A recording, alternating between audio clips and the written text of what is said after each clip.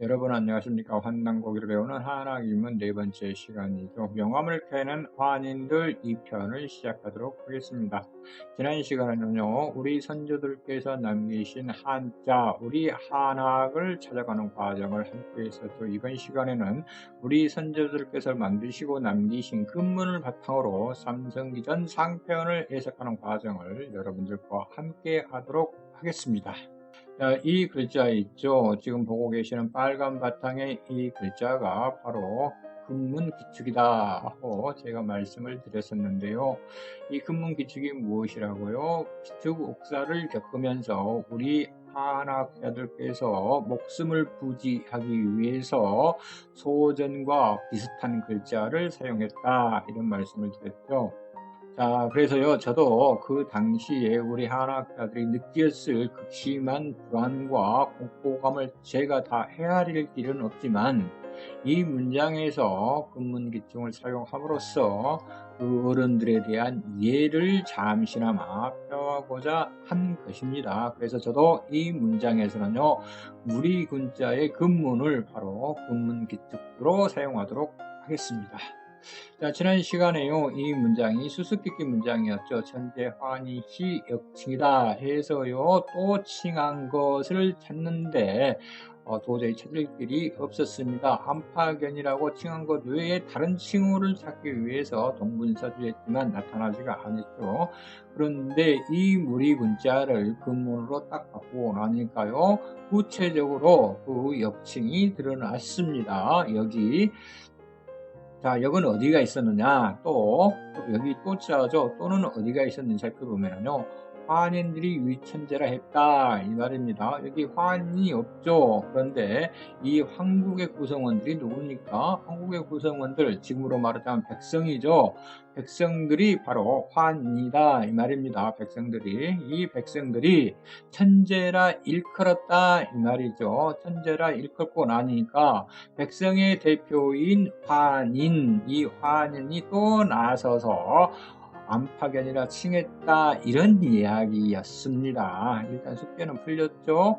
그 숙제는 풀었는데 이 삼성기전 상편이 근문을 바탕으로 만들어진 것이다, 이것이 이제 확증적으로 드러나죠. 그러면 이 안암로 공은 소찬을 했을 때 근문으로 된 삼성기전을 바로 우리 한학적인 부분, 이 부분으로 바꿨다, 이렇게 이야기를 할 수 있습니다.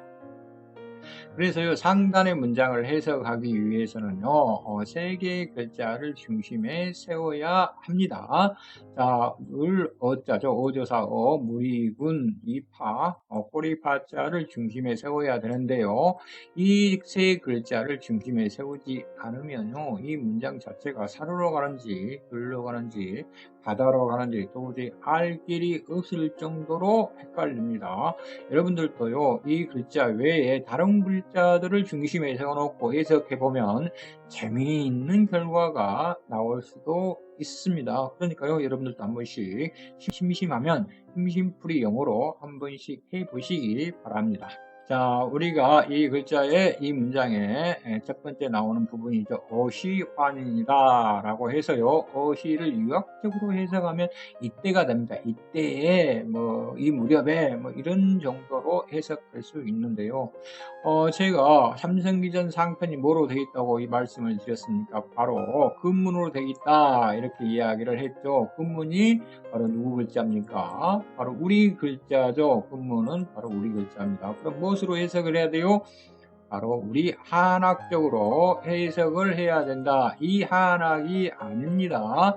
바로 클한의 우리 한학으로 해석을 해야 된다, 이 말이에요. 그래서 우리 한학을 제가 앞전에 한학을 이해해서 설명드린 부분이 아마 있을 겁니다. 기억하시는지 모르겠지만, 우리 한학은 나학 글자로 학문 구성이 가능하다, 또는 나학 글자로 학문 구성을 할 수 있다라고 말씀을 드렸는데요. 이와 마찬가지로 시도 나 글자로 학문이 있는지 없는지부터 따져봐야 됩니다. 어와 시는요, 이 환희는 사람을 말하는 것이기 때문에 빼고요, 대명사이기 때문에 빼고, 어와 시는 나 글자로 학문이 구성되어 있는지 없는지부터 살펴봐야 되는데요. 그것은 바로 근문의 형상을 먼저 살펴봄으로써 파악할 수가 있습니다. 자, 이 부분이 있죠. 근문에서 이 부분은 사람인을 뜻하는데요. 정확히 사람을 뜻하지는 않습니다. 사람을 뜻하지는 않고요. 지금 여러분들이 이 부분 제가 이거 사람입니다.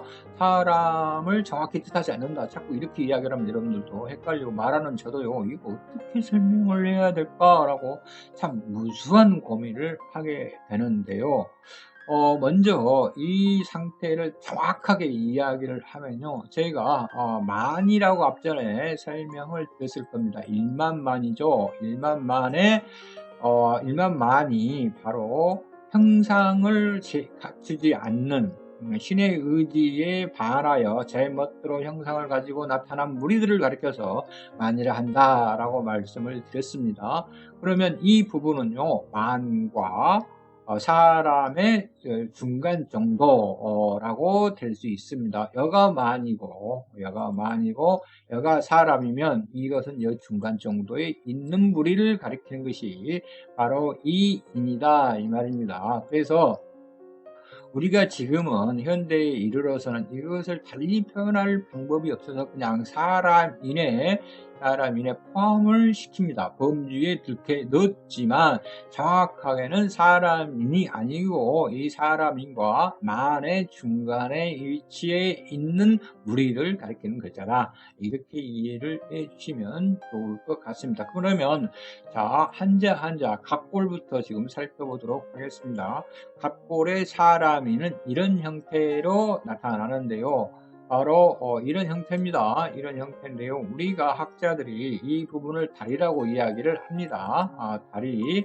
이 부분을 팔이라고 이야기를 하고요. 이 부분을 팔이라고 하고 이 부분을 목이라고 이야기합니다. 이 부분을 목이다 해서요. 이 부분에 동그라미만 하나 딱 그려 놓으면 사람의 형상이 완성이 된다. 이렇게 설명하신 분들이, 이렇게 해석하시는 분들이 매우 많습니다.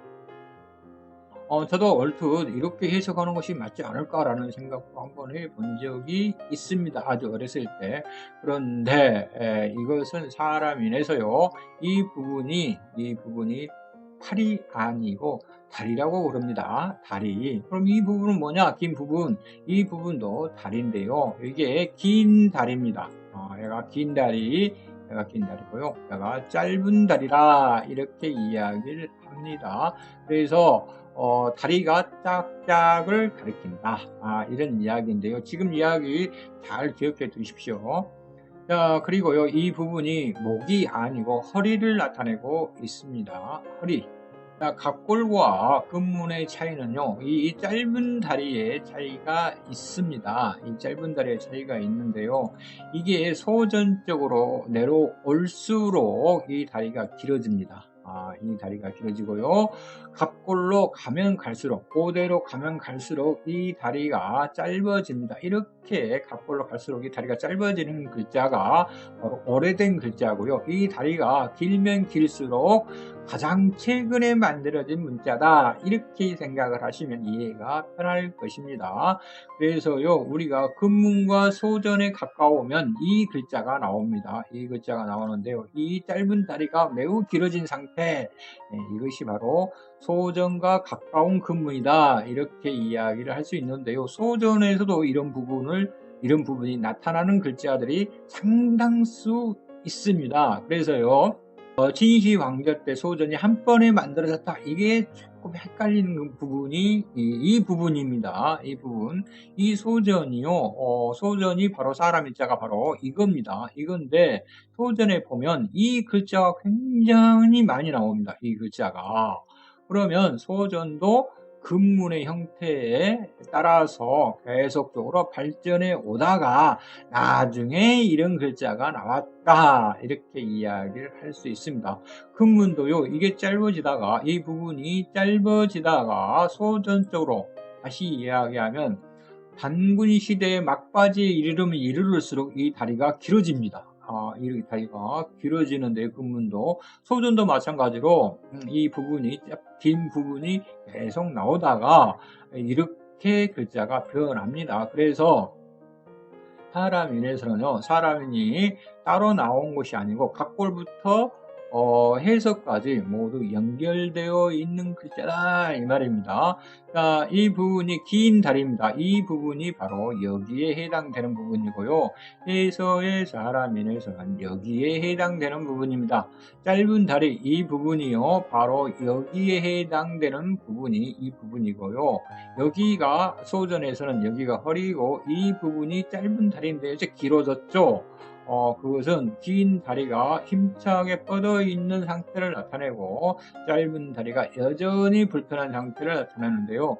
그 갑골과 근문에서는 이 다리의 형태가 연체 동물처럼 힘이 없는 상태를 가리키고 있습니다. 그래서 이들이 반드시 서서 걸을 수 있었다라고 이야기하는 것은 큰 착각이고요.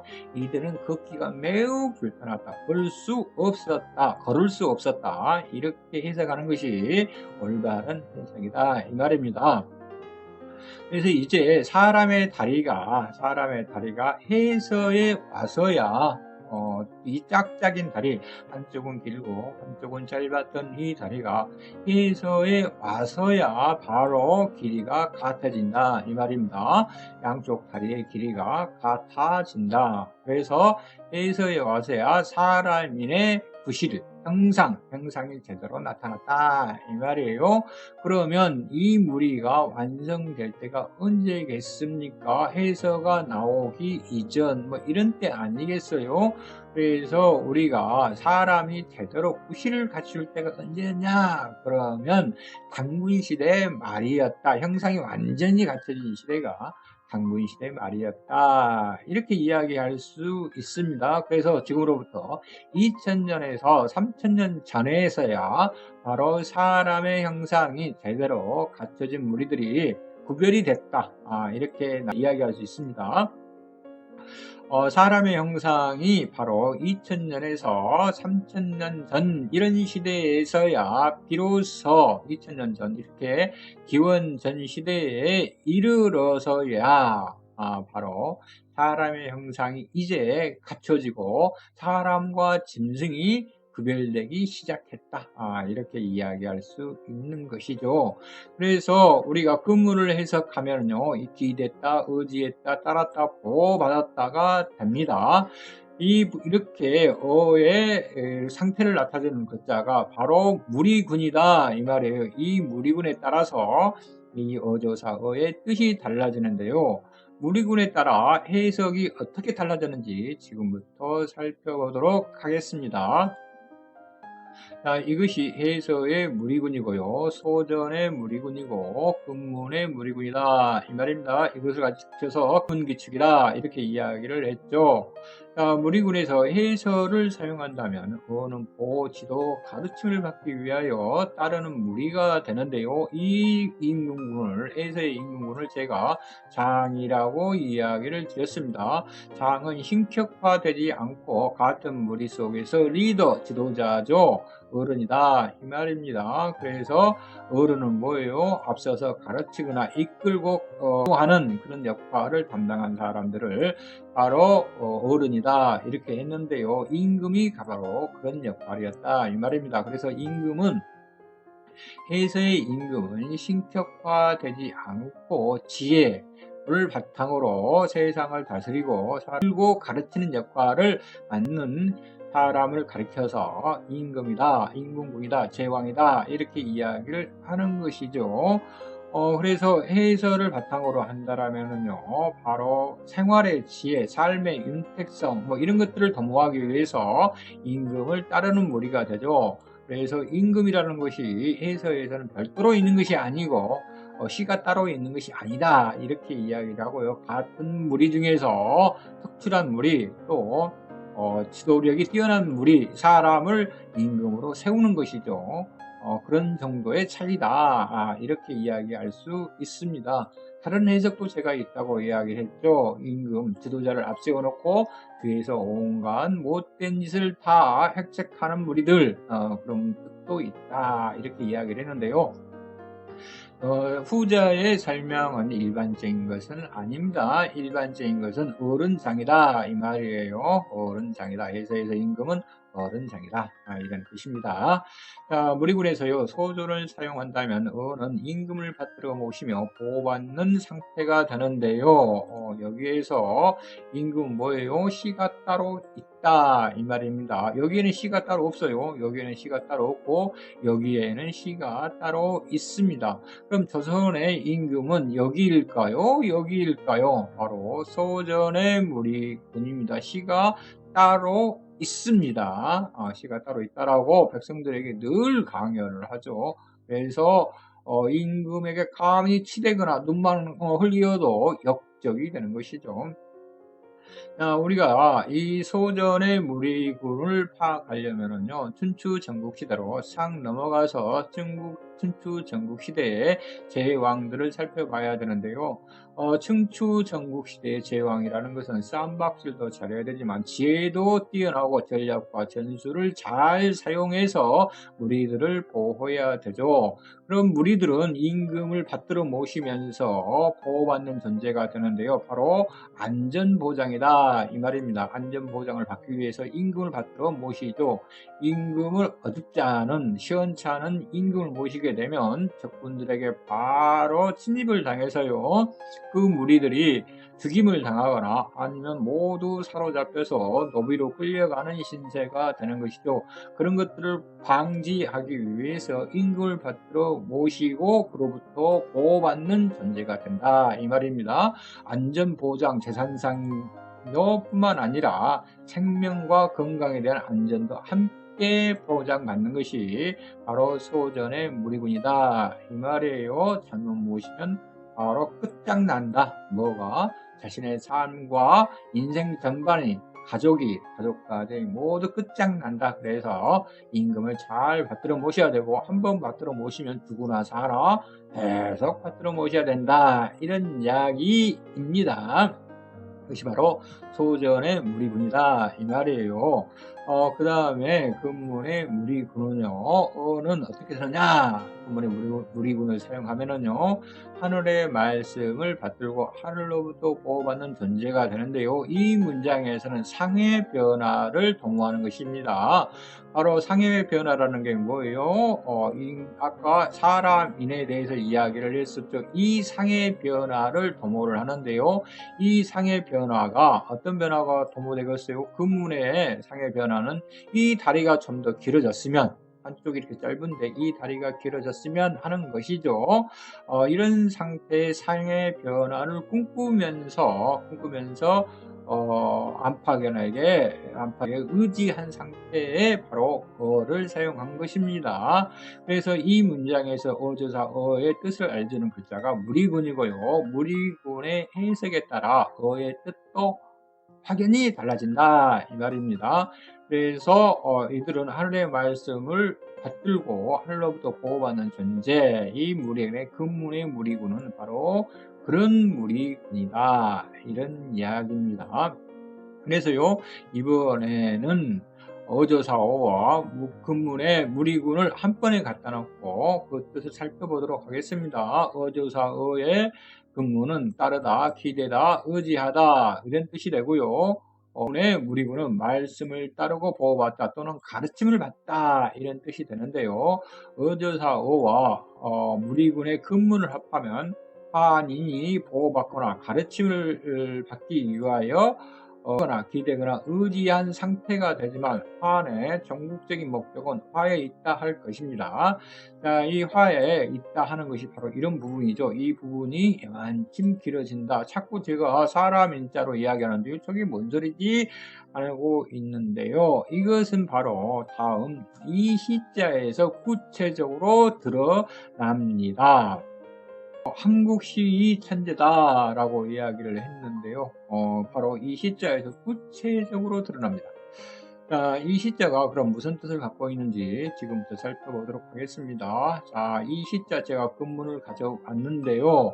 여러분 혹시 이 글자 어디서 많이 본 것 같지 않습니까? 여러분 제가 앞전에 한번 설명을 드렸을 겁니다.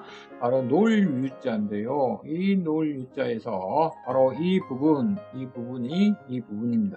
똑같은 부분인데요.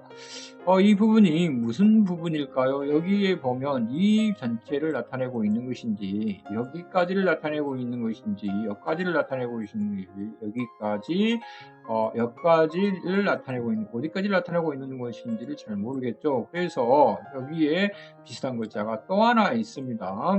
바로 발적자인데요. 발적자를 제가 이렇게 가져왔습니다. 그랬는데 우리가 발적자를 딱 확대를 해서 보면요, 바로 이렇게 생겼죠.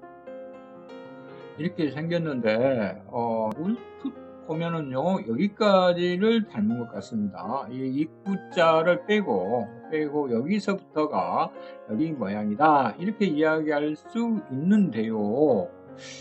그러면 U자를 한번, 놀유자를 한번 살펴보겠습니다. 놀유자가 이거죠. 이건데 놀유자에는 이 부분이 없습니다. 그냥 이 사람인에 해당되는 부분만 있죠.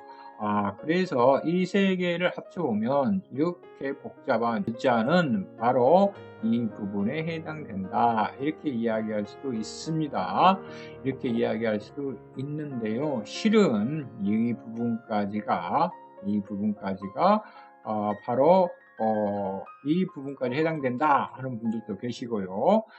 그러지만 발족자에서는 이 부분까지가 해당이 되죠. 발족자에서는. 그런데 사실은 이 부분만이 해당이 된다, 이 말입니다. 그래서 한쪽은 작고 한쪽은 긴 상태, 다리가 짝짝인 상태를 바로 이렇게 표시를 했다. 이렇게 구문에서 이렇게 표시를 했는데요. 그럼 이 글자는 어디서 온 글자인데 이렇게 나타나느냐? 바로 갈지자에서 온 글자입니다. 갈지자가 이렇게 생겼는데, 근문에서 이 갈지자는 바로 새싹을 의미합니다. 갈이라는 것은 새싹을 찾아가는 과정을 나타내는 글자가 바로 이 갈입니다. 이 새싹이 피어나는 땅, 새싹이 올라오는 땅을 찾아가는 과정을 그린 글자가 바로 이겁니다. 그래서요, 이것이 바로 땅이고 여기가 바로 새싹을 나타내주고 있는 부분이다, 이 말입니다. 여기에서도요, 바로 이 부분, 새싹을 나타내주고 있는 이 부분이 바로 쓰냐 못 쓰냐를 나타내주고 있는 것이죠. 자, 그래서요, 이 부분에 사람인의 긴 부분, 길고 짧은 부분이 바로 쓰냐 못 쓰냐라고 하는데요. 자, 새싹이 사람인에서 이 부분이, 이 짧은 부분이 바로 여기입니다. 짧은 부분이 여기고요. 이 부분이 바로 긴 부분이다, 이 말입니다. 그래서 이 새싹이 제대로 쓰냐 못 쓰냐라는 것을 가지고 이야기를 하는데요. 이 글자의 쓰냐, 바로 서느냐 못 서느냐를 어디서 오느냐? 직이묘계에서 온다, 이 말입니다. 그래서 이 시는 직이묘계가 옳다, 바로 섰다, 직이묘계가 바로 섰다. 바로 섰다는 건 뭐예요? 다리 하나가 이렇게 바로 섰다, 이 말입니다. 해서의 상으로 다리 하나가 바로 섰다, 또 옳다, 뭐 이런 의미인데요. 이런 의미는 바로 무슨 뜻일까요? 바로 사람이네, 이 다리가 한쪽이 바로 섰다, 이런 이야기죠. 길어졌다, 이런 이야기입니다. 이 이야기를 여러분들이 지금 이해를 못 하실 거예요. 그래서 제가 하나를 더 여러분들께 설명을 드리고자 합니다. 바로 이 글자가 일만만입니다. 일만만의 근문이죠. 제가 일만만을 찾고 형상을, 신의 의지에 반하게 형상을 가지고 나타난 무리를 가리킨다, 이렇게 이야기를 했는데요. 이 일만만은 바로 전갈을 나타내주고 있죠. 전갈과 같이 좀 비슷한데, 형상이 자기 멋대로 형상을 가지고 나타난 무리를 가리켜서 바로 일만만이라고 이야기를 합니다. 이 일만만이 직이묘계에 의해서 아이동자로 바뀌죠. 아이동자로 바뀐 글자가 바로 이 글자입니다. 동자로 바꾼 것이 바로 이 글자인데요. 여기에서 이 부분이 동남입니다. 동남이고 이 부분을 바로 동여라고 이야기를 하는데요. 동남이 뭐예요? 밭에서 힘을 쓸 수 있을 정도의 다리가 그런 정도로 발전을 한 변한 형상이 변한 무리를 가리켜서 동남이라고 그러고요. 형상이 변하기는 변했는데 이 형상이 이렇게 변했는데 한쪽 다리가 한쪽밖에 아직 나타나지 않았다. 이 무리를 가리켜서 동여라고 이야기를 하는 것입니다. 이 동여, 동남과 동여를 가리켜서 동이라고 이야기를 해요. 아이동이다 이렇게 이야기를 하는데 아이라는 게 뭡니까? 걸음을 제대로 걸을 수 없는 상태를 가리키는 것을 아이다 이렇게 이야기를 하죠. 그래서 이 아이동 속에가 바로 남과 여가 함께 들어있다 이 말입니다. 그런데 동남 바로 한쪽 다리는 제대로 섰지만 한쪽 다리가 부실하죠. 뭔가 짧고 아직은 걷기가 조금 그렇다 이 말이에요. 아직은 사람의 형상이 제대로 다 갖춰지지 않는 상태를 가리킨다 이런 이야기고요. 계집이란 동여라는 것은 다리가 하나밖에 없죠. 하나밖에 없는데 이 허리도 제대로 연결되지 않아서 걸어 다닐 수 없는 상태를 가리키는 것을 계집이다 이렇게 이야기를 합니다. 집에 매여 있다 이 말이에요. 밖에 나다닐 수가 없다 이런 이야기죠. 그래서 앞전 문장에서 이 동료를 어디다 보내요? 흑수에다 보내고 이 동남을 백산에다 보내죠. 백산에다 보냅니다. 백산에다 보내면서 이 땅에 의지토록 하고 여기를 땅에 의지토록 하고 여기는 물에 의지토록 합니다. 걸어 다닐 수가 없으니까 헤엄치면서 살아라 이 말이에요. 다른 이야기가 아닙니다. 우리가 이것을 무슨 신적으로 생각해서는 안 되고요. 그렇게 해석을 하는 것이 저는 올바르다고 봅니다. 유물론적으로도 올바르고 과학적으로도 올바르고 사학적으로도 올바르다라고 생각을 합니다. 그래서 이들은 동료는 물에다 억수를 보내서 물에 의지를 해라 그런 것이고요. 이 동남은 땅에 의지를 해라 이렇게 가르쳤다 이 말입니다. 그래서요, 우리가 지금 이 시자는 바로 이 부분이 옳다, 이 말이에요. 이들을 믿고 따르니까 이 다리가, 이런 형상의 다리가, 이런 형상으로 변했더라, 이 말이에요. 그러니까 우리 한인들도 여기 이 물이 이렇게 변한 그 직이묘계를 옳다고 보고 여기를 믿고 따르란다. 그래서 여기를 의지하란다, 이 말이에요. 어시라는 것이, 어시환이란 말이 바로 이 말입니다. 직이묘계가 옳다고 여기요 환인이 보호받고자 의지하여 왔다 이 말입니다. 직이묘계 어떻게 변했어요? 만의 형상이 동으로 변했다 이런 이야기예요. 그래서 이들의 형상 바로 환인의 형상이 어디가 있다고요? 바로 이렇게 생겼었다 이 말입니다. 이렇게 환의 형상이 적어도 다리가 이런 형태도 아니었다 이 말이에요. 이 다리가 이런 형상이에요. 이 형상이 뭐예요? 새싹을 나타내는 형상이죠. 새싹이 처음에는 아주 연하고 부드럽고 그러지만 나중에 형상이 갖춰지면서 단단해지죠. 그 상태를 지금 의미하고 있는데요.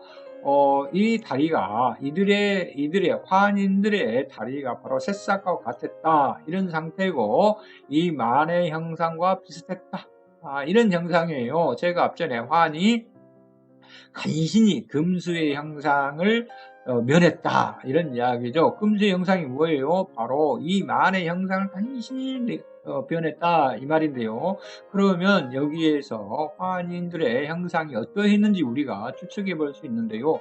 여기와 여기의 중간 여기와 여기의 중간 상태에 있는 것이 환인이었다 이렇게 이야기를 할 수 있습니다. 그래서 동남 동여보다 훨씬 더 못한 바로 이런 상태 다리가 한쪽이 아주 짧은 상태에 있었다 이런 이야기이죠. 이런 이야기입니다. 지금 우리가 어시환인에서 근문상으로 추측해 보면 이런 상태에 있는 것이 환인이었다 이 말입니다. 이런 상태에 있는 사람들이, 이 환인들이 이 동남 동녀를 딱 쳐다보니까 그냥 우리가 다른 생각할 필요가 없어. 무조건 저쪽에 가서 빌붙어야 돼. 그래서 그래야만 우리도 다리가 이렇게 변할 수 있어 라고 이야기할 수 있는 것이죠. 그래서 이들은 동남 동녀보다 훨씬 더 못한 형상을 가지고 있었다. 이런 것이 환인이었다. 이렇게 이야기할 수 있습니다. 제가 목이 너무 아픈데 입이 말이 너무 많은 것 같아요. 자, 그러면요, 이번에는 여기 관문에 대해서 한번 살펴보도록 하겠습니다. 또 역자는 살펴볼 필요는 없을 것 같고요. 이자부터 살펴보겠습니다. 서이의 이 부분이 서이라고 말씀을 드렸죠. 근문상으로 서이는 이런 형상을 나타내주고 있는데요. 이 형상은 매달린 상태, 거느린 상태를 나타내 주는데요. 이 부분은 자주적인 부분이 1도 없다라고 이야기를 했죠. 인간의 자율성이나 자율성이 1도 없지만 이 부분은 인간의 자율성이나 자율성이 보장된 상태, 50이나 70 이렇게 보장된 상태를 서이다 이 말입니다. 서이, 이 상태와 이 상태가 다른데요. 근문이 아니고 갑골의 서이는 이렇게 밥숟가락 모양으로 되어 있는데요. 이 모양은 생사의 모든 부분을, 화의 모든 부분을 바로 신에 의탁한 상태라 이 말입니다. 다시 요즘 말로 이야기한다면요, 신체 포기각서를 신에게 제출한 상태다. 이렇게 이야기할 수 있죠. 그래서 인간의 자율성과 자주성이 전혀 없는 상태가 바로 갑골의 서이나 근문의 서이는 다릅니다. 근문의 서이는 인간의 자율성과 자주성이 어느 정도 보장된 상태를 나타내주고 있습니다. 그래서 인을 거느린 신도, 내가 니희들 100% 다 책임질 수는 없어. 내가 니희들에게 이러이러한 가르침을 내릴 테니까 삶은 니희들이 알아서 살고 니희들이 알아서 실천해 라고 하는 그런 글자가 바로 서이의 근문이다. 이렇게 이야기를 할 수 있는데요. 서이의 근문은 바로 매달린 상태 또는 거느린 상태를 이야기한다. 여기에서 여기는 뭐예요? 또라고 이야기를 하는 것이죠. 그럼 또가 뭐였습니까? 앞전에 바로 만을 거느린 상태와 같으므로 이들을 이도 환인도 바로 거느린 상태를 나타내는 것이죠. 그래서 여기 감군이란 따라서 여기 강구는 환인이 의지하여 오니 또 거느려 보호할 무리를 살폈다 이렇게 해석할 수 있습니다. 보호할 무리, 보호하고 가르치고 이런 무리들을 살폈다, 여기 강군했다 이렇게 해석할 수 있습니다. 자, 그러면요, 이번엔 거우천계를 살펴보도록 하겠습니다. 우리가요, 거우천계라 해서요, 거우천계는 바로 어떤 부분을 나타내냐면, 여기가 바로 죽음시자입니다. 죽음시자인데요. 이거 해서상에 죽을 때까지 머무는 것을 살 거다 이렇게 이야기를 하지만 갑골이나 근문에서는요, 소정까지는 죽을 때까지 머무는 것을 뜻하지 않고 이 인내 무리들이 오랫동안 머무는 것을 바로 살 거다, 사는 것이다 이렇게 이야기를 합니다. 그래서 우리가 소전 이전, 갑골과 근문 소전과 그리고 해서와의 해석의 차이는 상당히 나는데요. 그렇게 크게 나는 것은 아닙니다만은 해석의 차이는 상당히 큽니다. 자, 우리가요, 이렇게 이야기를 하면 여러분들이 재밌는 이야기를 하나 더 전달해 드릴 수 있습니다. 우리가요, 집을 짓지 않습니까? 옛날에 집을 지으면 지금처럼 양옥이나 슬러브를 씌워서 이렇게 짓는 것은 아니죠. 옛날에는 나무로 짓기 때문에 상량을 올립니다. 대들보를 올리죠. 기둥을 세우고 대들보를 올립니다. 대들보를 올리는 것을 상량이라고 하는데요. 상량 올리는 것을 살아생전에 한 번 올리는 것을 큰 일이라고 합니다. 그래서 자기 할 일을 다 했다. 자기 할 일을 다 했다라고 이야기하는데요. 그것은 뭔 뜻이냐? 바로 자기가 죽을 곳을 이미 마련했다 이 말입니다. 자기 생전에 죽어갈 곳을 마련했다. 이것을 상량을 올린다고 이야기를 합니다. 그런데 제가요, 고향이 장성인데 장성에 살다가 광주로 이사를 나옵니다. 그런데 제가 장성에 살 때 집을 한번 딱 지었어요. 살 집을 지었다가 광주로 이사 오면서 땅을 사서 또 집을 지었습니다. 그래서 상량을 2번 올린 것이죠. 이렇게 되면 2번 올리자. 이게 좀 난리가 납니다. 저런 불안당 같은 놈, 저런 못된 놈. 이렇게 이야기를 한단 말입니다. 아니, 내가 살 집을 한 번 더 짓겠다는데 왜 사람들이 저러죠? 이해가 안 가죠. 여러분들이 이해 가십니까? 안 가죠. 그 이유가 어디가 있는지 지금부터 살펴보도록 하겠습니다. 자, 저승사자가요, 지부책을 들고 딱 옵니다. 이 상량을 올리러 왔는데, 여기 딱 한 사람이 사네? 이게 뭐야? 야, 여기 상량 올리는 어디 갔어? 찾는데, 어디 갔는지를 몰라요. 이 사람이 딱 보니까 여기서 살아. 이 잡으러 여기를 가야 돼요. 여기를 가야 돼, 이놈이. 그거는 여긴데, 죽을 때까지 살 때는 여긴데, 여기를 한 번 더 거를 해버렸단 말입니다. 그래서 3,000번 산다는 동방박사 사기꾼도 아니고, 이게 지금 무슨 짓인지 모르겠다는 것이에요. 또 하나의 문제가 생기는 것이 있습니다, 유교적으로. 유교적으로 이것은 문제가 생기는데요.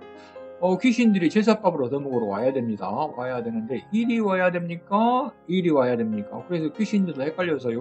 어디로 갈지를 몰라. 요리 가니까 딴 사람이 살면서 제사밥을 안 주네. 요리 가니까. 여기는 누구 집인지도 몰라. 상량을 올렸는데 누구 집인지도 몰라요. 신고가 안 된 집이요. 상량을 올렸는데. 그래서 귀신들도 이 집으로 제사밥을 얻으러 와야 될 거 아닙니까? 이사 가면. 그래서, 이 집으로 딱 가야 됩니다. 못 가요. 그래서 옛날 어른들이 이 집에 상량을 첫 번째로 올릴 때는 모든 주민들이, 동네 주민들이 나와서 물력을 해서 집을 지어줍니다. 하지만 2번째 집을 지을 때는 아무도 안 갑니다. 이런 불안당 같은 놈, 저런 나쁜 놈 해서 아무도 안 가요. 죽을 집이 여기거든.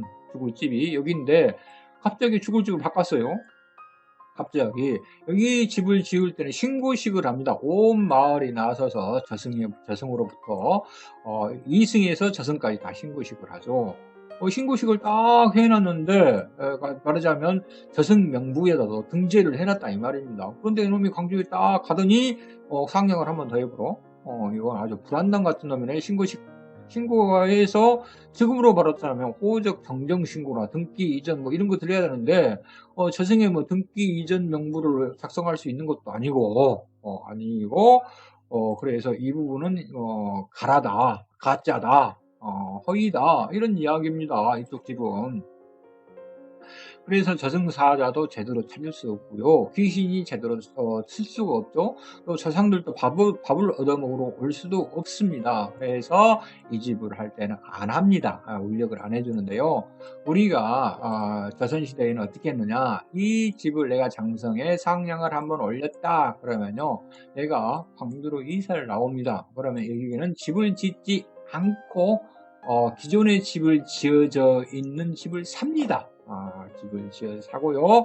여기에서 위패를 전부 다 모셔갈 때 이렇게 신고를 합니다. 신고를 해서요. 여기 또랑을 건너가고 있습니다.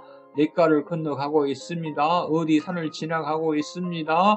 하고 위패를 향해서 전부 다 고해 가면서 이것으로 제사밥을 이곳으로 얻으러 먹으러 오십시오 라고 이야기를 합니다. 그래서 이 상량을 무효화시키고 집을 사는 것입니다. 상량은 죽을 때까지 사는 것을 말하지만 죽을 때까지는 살지 않을지 제사밥만 얻으러 먹으러 오시오.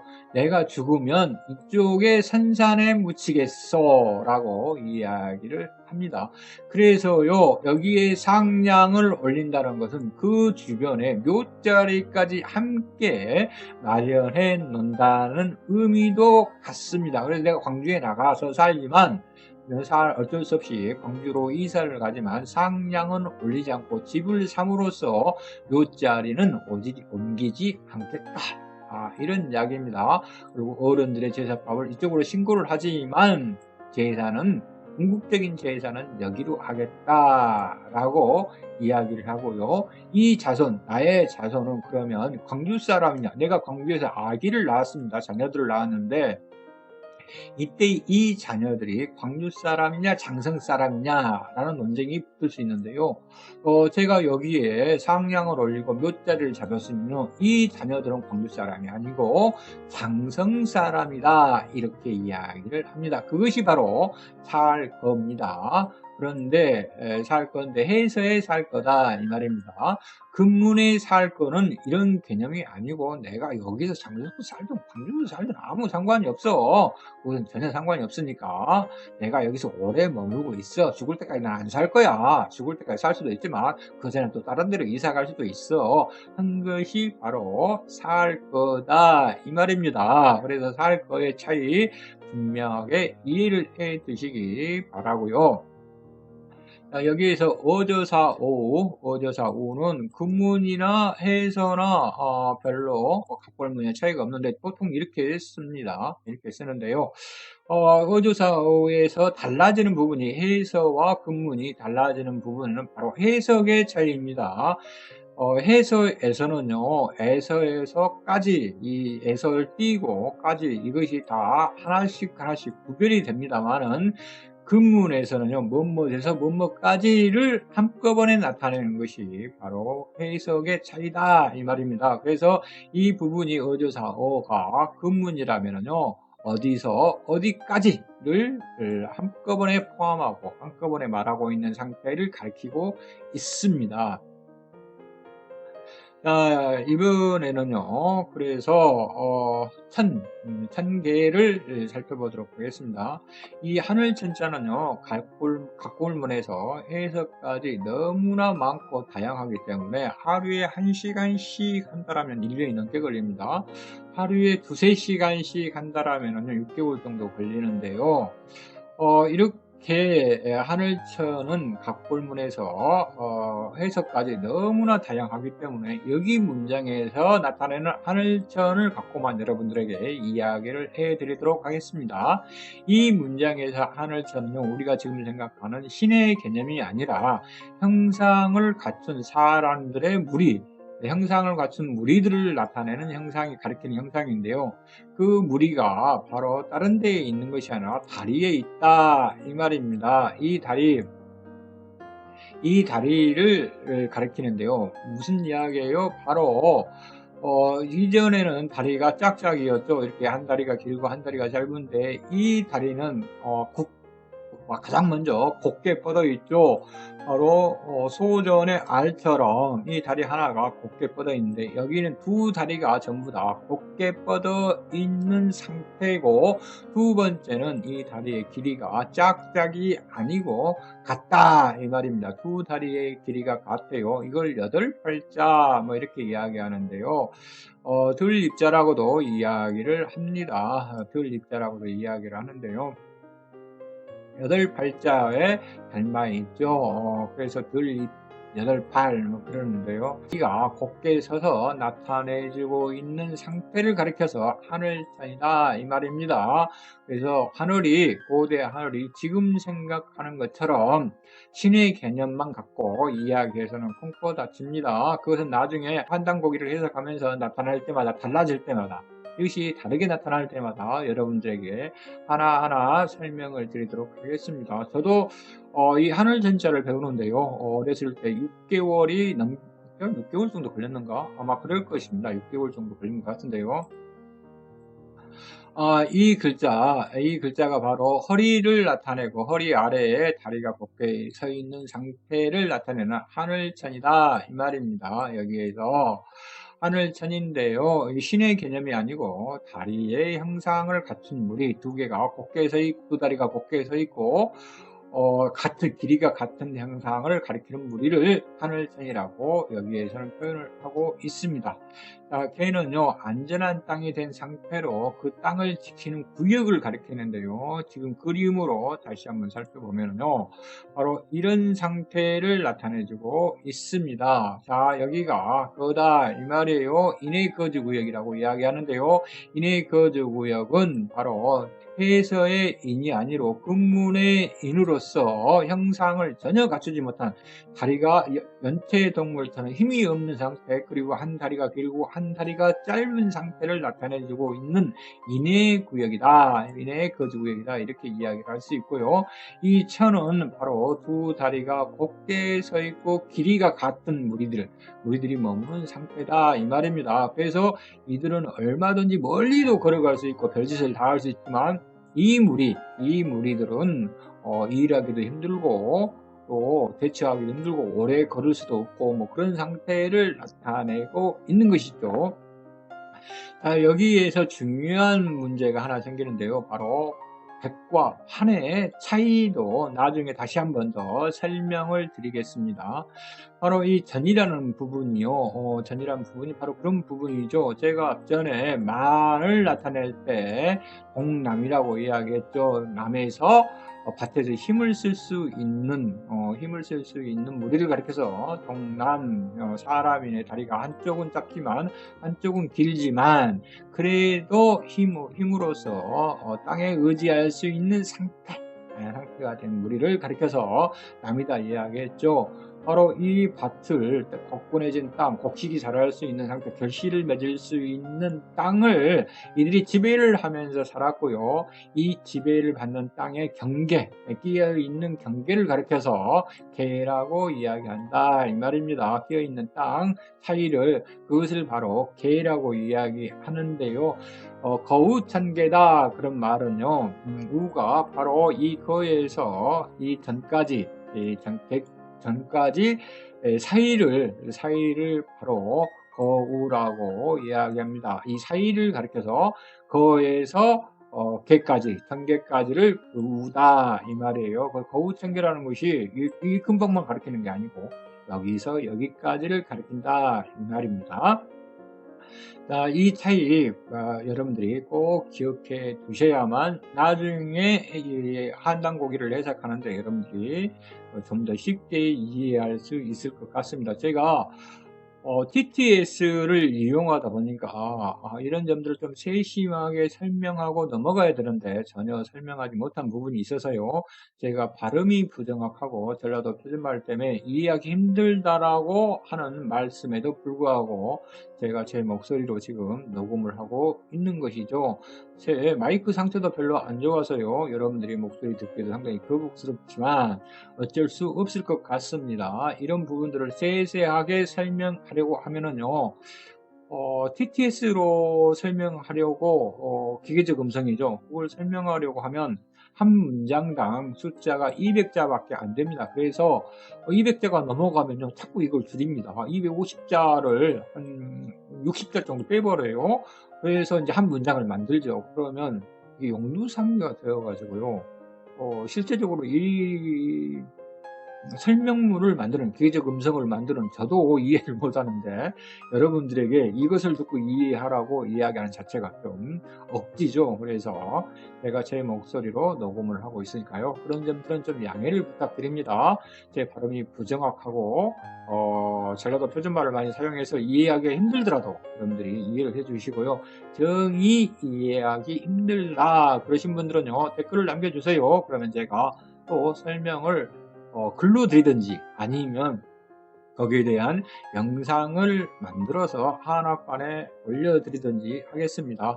여러분들이 질문을 해주신 것은요, 한학관에 올리더라도 비공개 영상으로 올리지 않고 공개 영상으로 올리도록 하겠습니다. 제가 한학관에 비공개 영상을 올리는 것은요, 유학자들과 싸우기 싫어서 비공개 영상을 올리는 것이니까요. 혹시 한학관의 비공개 영상을 나도 봐야 쓰겠다라고 하신 분들은요, 댓글에다가 자신의 유튜브 아이디를 남겨주시면 되고요. 아니면 제가 그 한학관 어디 밑에 설문지 조사서죠. 설문지 그것을 남겨드릴 테니까요. 거기에 자신의 유튜브 아이디를 남겨주시면 제가 등록해 드리도록 하겠습니다. 자, 이상으로요, 환단고기로 배우는 하나님은 영감을 깨는 화인들 두 번째 이야기를 마치고요, 세 번째 이야기에서 계속 하도록 하겠습니다.